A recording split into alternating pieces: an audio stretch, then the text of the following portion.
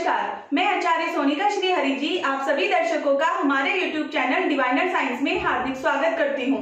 दर्शकों, आज हम बात करेंगे दीपावली पर्व की सरल पूजा विधि और शुभ मुहूर्त की। दिवाली कहें या दीपावली कहें, भारतवर्ष में मनाए जाने वाला हिंदुओं का ये एक ऐसा पर्व है जिसके बारे में लगभग सभी जानते हैं। प्रभु श्री राम के अयोध्या वापसी पर लोगों ने उनका स्वागत घी के दिए जलाकर किया। अमावस्या को काली रात भी रोशन हो गई, अंधेरा मिट गया और उजाला हो गया, यानी कि अज्ञानता के अंधकार को समाप्त कर ज्ञान का प्रकाश हर ओर फैलने लगा। इसलिए दिवाली को प्रकाशोत्सव भी कहा जाता है। दिवाली का त्योहार जब आता है तो साथ में अनेक त्योहार लेकर के आता है। एक और ये जीवन में ज्ञान के प्रकाश को लाने वाला है, तो वहीं सुख समृद्धि की कामना के लिए भी दिवाली से बढ़कर कोई त्योहार नहीं होता है। इसलिए इस अवसर पर लक्ष्मी की पूजा की जाती है। दीपदान, धनतेरस, गोवर्धन पूजा, भैया दूज आदि त्योहार दिवाली के साथ साथ ही मनाए जाते हैं। सांस्कृतिक, सामाजिक, धार्मिक, आर्थिक हर लिहाज से दिवाली बहुत ही महत्वपूर्ण त्योहार है।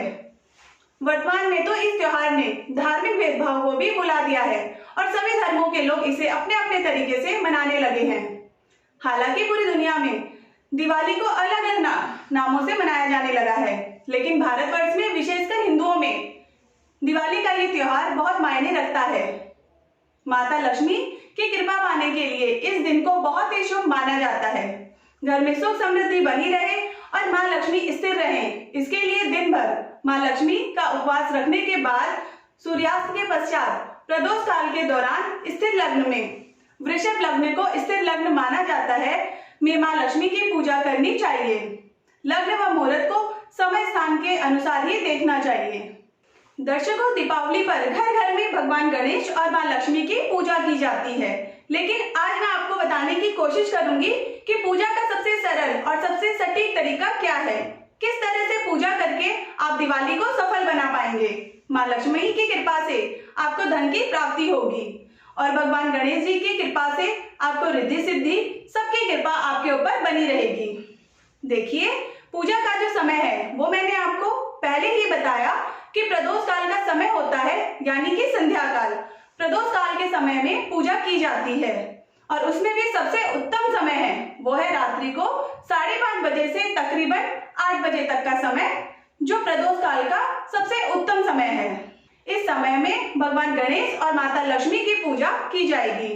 घर की पूर्व दिशा में या ईशान कोण में, पूर्वोत्तर के कोण में एक लकड़ी की चौकी रख लें, उसके ऊपर लाल कपड़ा बिछा लें, उसके ऊपर भगवान गणेश और माता लक्ष्मी का चित्र या मूर्ति की स्थापना करें।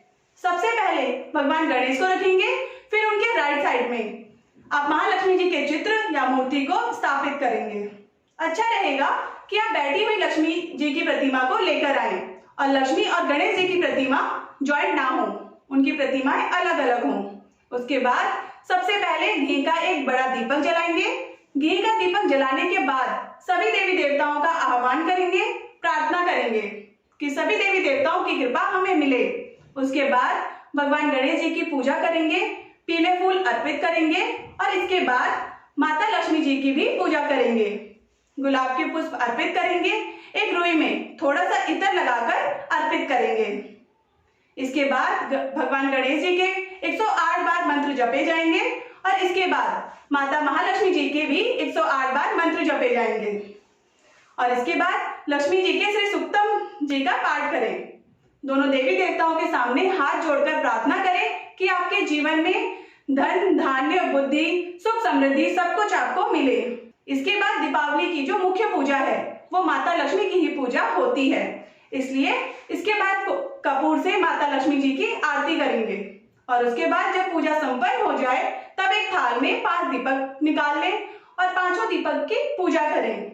उनके ऊपर भी फूल चढ़ाएं, थोड़ा सा जल चढ़ाएं और थोड़ी सी मिठाई रखें और उनसे प्रार्थना करें कि आपके जीवन में प्रकाश फैला रहे। जब दीपक की पूजा कर ले तब जाकर पूरे घर को प्रकाशित करना शुरू कर ले।